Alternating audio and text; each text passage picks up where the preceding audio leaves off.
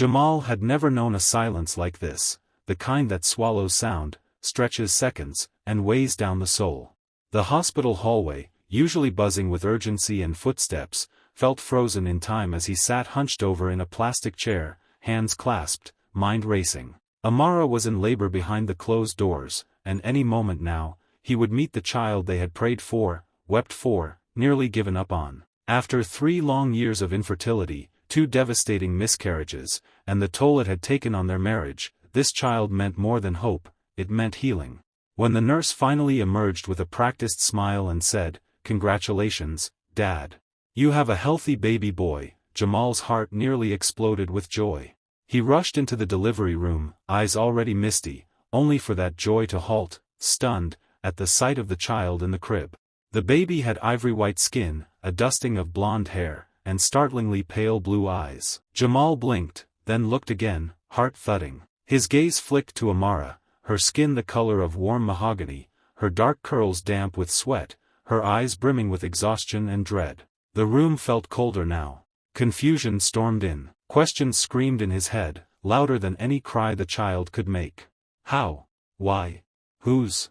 But then the baby turned toward him and released a small, wobbly cry, so fragile, so human, and Jamal stepped closer. He stared into the tiny face, searching for something familiar.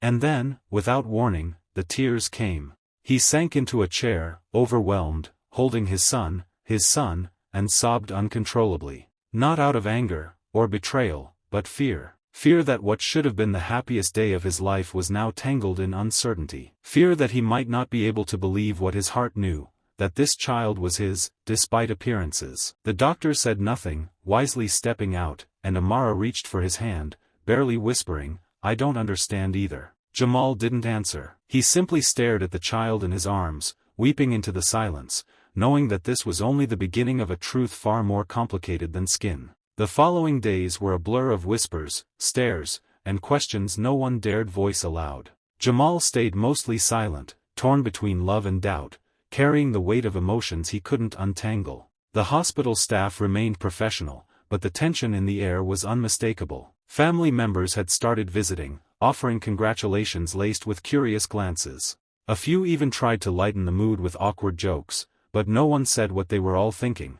How could 2 dark-skinned parents have a white child? Jamal held his son often, trying to find himself in the tiny features, his nose, maybe, or the shape of his ears, but the pale skin was a constant, unspoken wall between what he saw and what he hoped to believe. Amara sat across from him in the hospital room one morning, tears in her eyes. "You think I cheated," she said, her voice barely more than a whisper. "You haven't said it, but I can feel it." Jamal looked up slowly, the weight in his chest heavier than ever. "I don't want to believe that," he said. "But I don't understand what's happening." That afternoon, at the urging of a nurse, they agreed to a genetics consult. A soft-spoken pediatric geneticist reviewed the baby's blood work and calmly explained, "Your son has oculocutaneous albinism, a rare genetic condition that affects melanin production.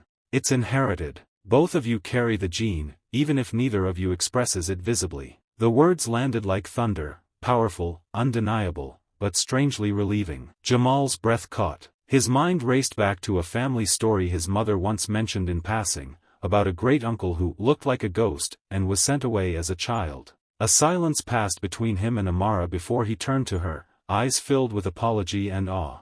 "You didn't do anything wrong," he said softly. "We just didn't know what was already inside us." As he held his son again, something shifted. The confusion gave way to clarity, and the fear unraveled into something deeper, acceptance. Jamal kissed his son's forehead, his tears returning, but this time they were not from doubt. They were from the overwhelming truth that love, not skin, defines a father.